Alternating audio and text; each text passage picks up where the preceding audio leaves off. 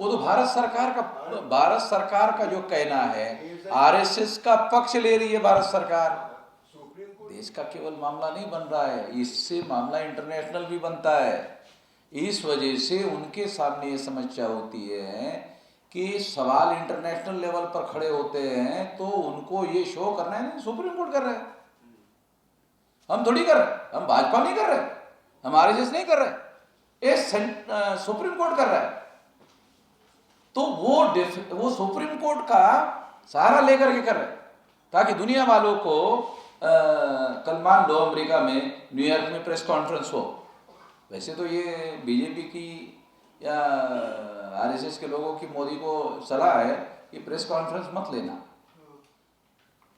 तो वो इसलिए शो कर रहे हैं क्योंकि 52% लोग जो अभी 63 या 64% बिहार में निकले हैं, वो गिनती करने के लिए भी तैयार नहीं है।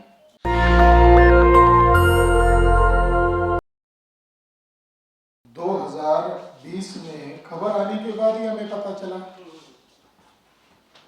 फिर उसके बाद हमने क्या किया, जो प्रावधान है, कानूनन प्रावधान, हम लोगों ने आरटीआई डाला। अखबार में छापा गया कि 32 पेजेस का सोमनाथ मंदिर का जो रिपोर्ट है, वो उसकी कॉपी हमें चाहिए थी, क्योंकि खबर एक सिंगल कॉलम की खबर थी, वो कोई ब्रेकिंग न्यूज नहीं थी। सिंगल कॉलम, वो भी बैक पेज में, जहां कोई पढ़ नहीं पाता ऐसी जगह पर। तो हमने आरटीआई डाला और आरटीआई डाल के जानकारी निकालने का प्रयास किया। तो जो आरटीआई में हमें जानकारी मिली, तब हमें बड़ा आश्चर्य लगा कि इस जानकारी को पब्लिक करना चाहिए। हम लोगों ने गुजरात गवर्नमेंट को, एएसआई को और सोमनाथ मंदिर ट्रस्ट को एप्लीकेशन दिया कि वो रिपोर्ट की कॉपी हमें चाहिए, हमें डिटेल पढ़ना है, हमारा इंटरेस्ट है। हमें भी बड़ा आश्चर्य कि मीडिया वालों को कैसा उसका रिपोर्ट मिला। किसी मीडिया वाले से भी हमने संपर्क किया कि हमें कॉपी दे दो। तो वो रिपोर्ट देने से एएसआई ने कह दिया कि हमारे पास वो रिपोर्ट ही नहीं है।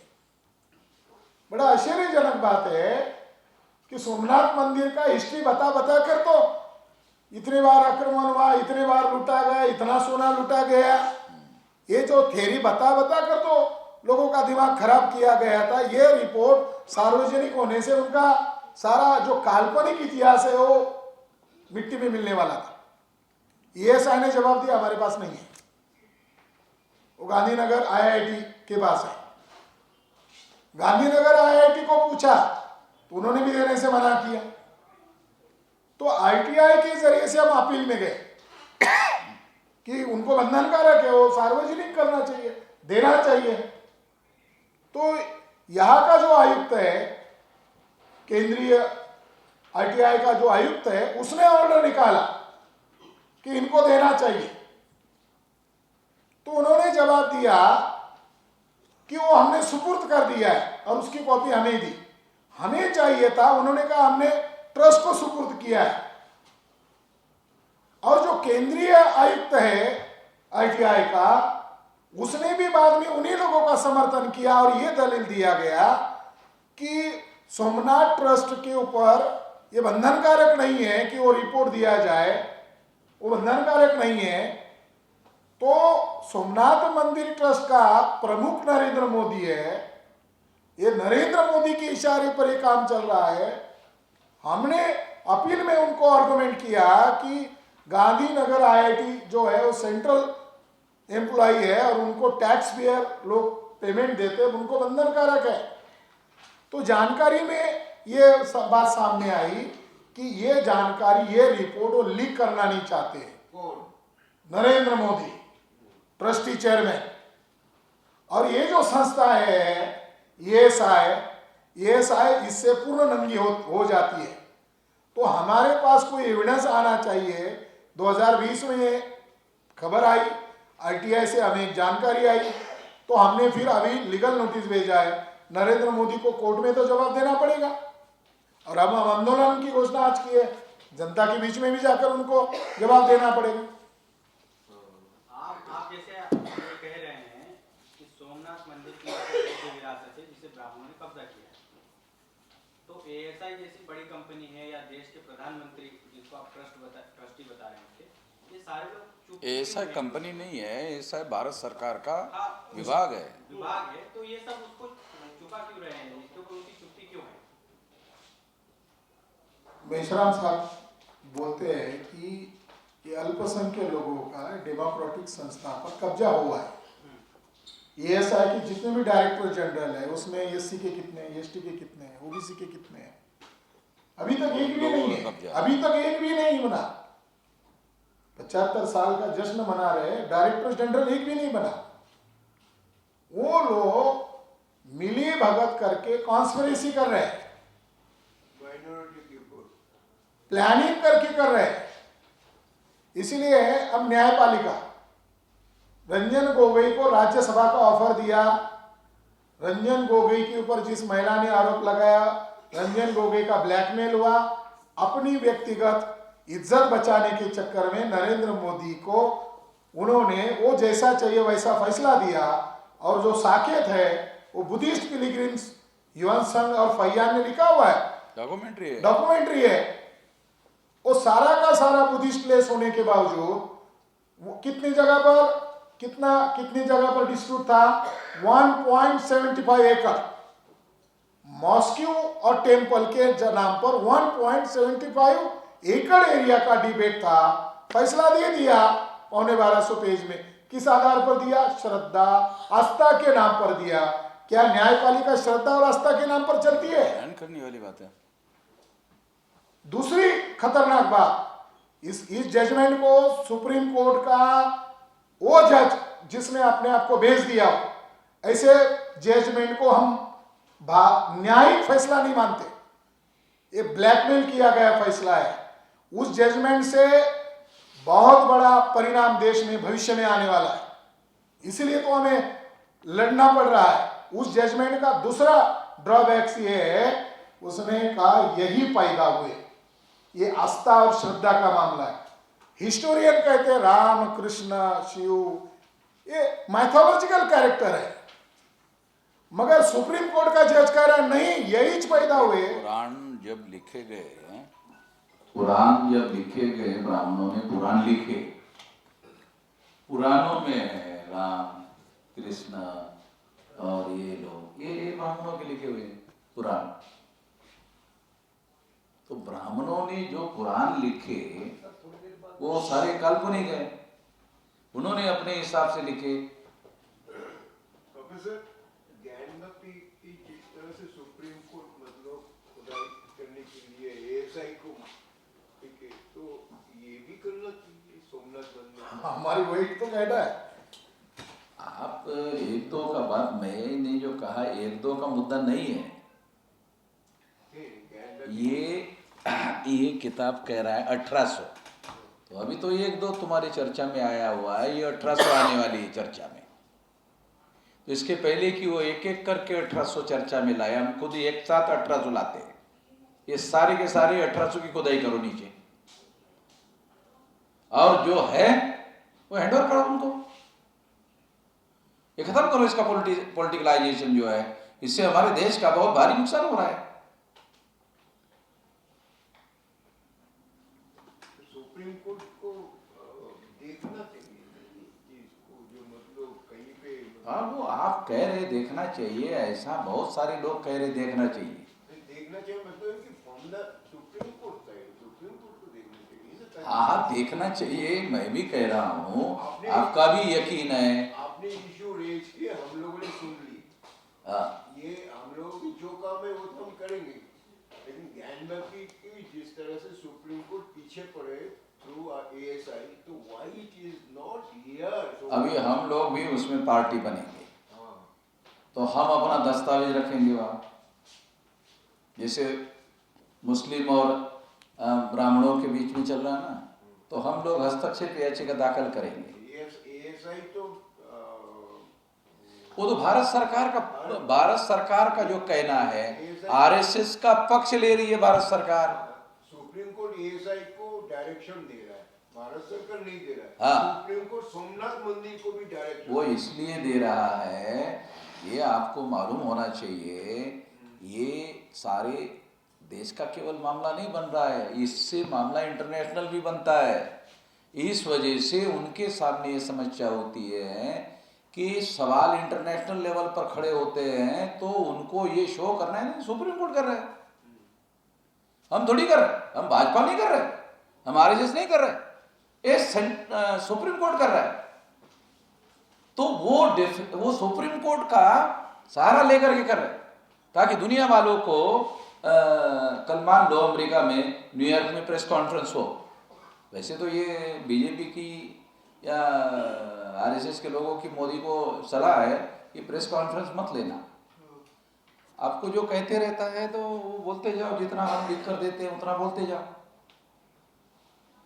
तो मैं इस बात से पूरी तरह से वाकिफ हूँ कि ये लोग जो है नरेंद्र मोदी का एक काम के लिए इस्तेमाल कर रहे हैं, मगर शो ऐसा कर रहे हैं कि एक ओबीसी को हमने देश का प्रधानमंत्री बनाया। तो वो इसलिए शो कर रहे हैं क्योंकि 52% लोग जो अभी 63 या 64% बिहार में निकले हैं वो गिनती करने के लिए भी तैयार नहीं है। क्यों? क्योंकि फैसले अगर मोदी जी करते तो ओबीसी की गिनती करते सारे देश भर में, वो गिनती नहीं कर रहे। पॉलिटिकल इश्यू तो आई है, ये पॉलिटिकल इशू है। देखो, ब्राह्मणों की संख्या 3.5% है, रूलिंग पार्टी भी ब्राह्मणों की, अपोजिशन पार्टी भी ब्राह्मणों की, कांग्रेस जाती है तो बीजेपी आती है, बीजेपी जाती है तो कांग्रेस आती है। ये तो इस वजह से हो रहा है ना, हिंदू मुसलमान हिंदू मुसलमान हिंदू मुसलमान हिंदू मुसलमान हिंदू मुसलमान करने की वजह से तो केवल 2 पार्टी को बेनिफिट होता है, तो कांग्रेस को होता है तो बीजेपी को होता है। ये तो पॉलिटिकल इशू है ना। इससे क्या होता है कि जो हिंदू मुसलमान का जब इश्यू बनता है तो SC ST OBC नहीं रहता है, वो हिंदू बन जाता है, उसको बना दिया जाता है इस तरह से। और फिर उसके आधार पर जो लोग चुनकर जाते हैं फिर उनके आधार पर फैसले होते हैं। अगर SC ST OBC के लोग नरेंद्र मोदी को कहे कि भाई SC ST OBC को मुद्दा आधारित कोई फैसला किया जाए तो नहीं, तो हम तो हिंदुओं की पार्टी है, हमारी तो हिंदुओं की सरकार है, हिंदू के लिए आपको कुछ चाहिए तो बोलो, हिंदू मंदिरों के लिए आपको कुछ चाहिए तो बोलो। इन लोगों को जो कॉन्स्टिट्यूशनल प्रोटेक्शन दिया हुआ है उसके लिए तो कुछ कर नहीं रहे। और इधर पूछना है, आपने कहा था कि वेद पुराण जो है ब्राह्मणों ने बैठ के अपनी मर्जी से लिखी है, लेकिन इंटरनेशनल इट इज प्रूव्ड कि Veda is the oldest literal document available. और आप कह रहे हो कि ये जो प्राचीन, ये ठीक है, इनमें कुछ मैंने कह रहा काशी जो है one of the oldest city in the world, internationally proved है। तो आप कह रहे हो वेद पुराण ब्राह्मण चाय पीते हुए बैठ के अपनी मर्जी से लिख रहे हैं, ये कह रहे हो आप थोड़ा पीछे बैठे हुए हैं और थोड़ा आगे आ जाते तो ज़्यादा बेहतर होता और आपको पता चलता कि मैंने वेद शब्द यूज़ नहीं किया, पुराण शब्द यूज में। इतिहास को बड़ी बात ही जानता हूँ मैं, वेद के बारे में नहीं बोल रहा हूँ, आप मिक्स मत करो। हाँ, पुराण उसी टाइम के, किसने कहा? कोई है एविडेंस? हमारे पास तो है। 2 चीजों को मिक्स मत करो। वेद पुराण अलग चीज है और वेद अलग चीज है। हाँ, हिंदू शब्द कब आया भारत में और वेद का निर्माण कब हुआ? अब आप पत्रकार हैं, आप तो जानते हैं ना। ये जो आक्रांता मुसलमान भारत में आए उसके आने के बाद हिंदू शब्द आया, ऐसा दयानंद सरस्वती खुद ही कहते, ठीक है, रिकॉर्ड में कहते हैं और हिस्टोरिकल भी है। ऐसा कोई हिंदू शब्द मुसलमान आक्रांता भारत में आने के पहले वजूद में नहीं है। और अगर ये मुसलमान 11वीं 12वीं सदी के आसपास या 7वीं 8वीं सदी के आसपास अगर ये शब्द आया है, अगर ये मानते हैं, तो आप इसको वेदकालीन क्यों बता रहे हो? आपको मालूम है, ऐसा नहीं कि आपको मालूम नहीं, आपको मालूम है उस समय दूसरा शब्द यूज था। अल्बेरिनी ने रिकॉर्ड में लिखा हुआ है, ये भी आपके सामने एविडेंस के तौर पर बोला गया है कि उस समय जिसे आप हिंदू धर्म कह रहे हो वो ब्राह्मण धर्म था। अगर ब्राह्मणों को अपने ही धर्म का नाम ब्राह्मण धर्म प्रचार करने में कोई दिक्कत है तो हम मदद करने के लिए तैयार है ना उनको, कि आप ब्राह्मण धर्म के नाम पर प्रचार करो। चुप क्यों रहे हो हिंदू के नाम पर? आप खुद ही कहते हो कि मुसलमानों की कोई बात हमें मंजूर नहीं है, तो मुसलमानों का दिया हुआ हिंदू शब्द क्यों मंजूर है? ये भी इतिहास है कि कई हिंदुओं को बुद्धिस्ट कन्वर्ट किया गया है, ये सब आप बता नहीं रहे। ब्राह्मणों को हिंदू ब्राह्मण ही हिंदू तो थे नहीं, ब्राह्मणों को कन्वर्ट करके बुद्धिस्ट। जब हिंदू उस समय था ही नहीं मान्यवर, तो हिंदुओं को कन्वर्ट किया बुद्धिज्म में, क्या बोल रहे हो? ब्राह्मण अब तो हिंदू मान नहीं रहे, चलो हिंदू नहीं थे ब्राह्मण तो थे, उनको कन्वर्ट किया गया, ये भी इतिहास में है। हाँ, तो ये हमने इनकार किया? ऐसा कोई कहा हमने कि ब्राह्मण जो है बुद्धिज्म में कन्वर्ट नहीं हुए हैं? हमने कब कहा? ऐसे कहा किसी स्टैंडर्ड? ऐसा तो कहा ही नहीं। हाँ, आप उस समय के ब्राह्मणों को हिंदू आज का शब्द यूज कर रहे हो, ये तो जरा ज्यादा सोची समझी बात है। तो आप ऐसा मत करो, आप तो पत्रकार है ना, शयानी आदमी है आप अक्लमंद आदमी है।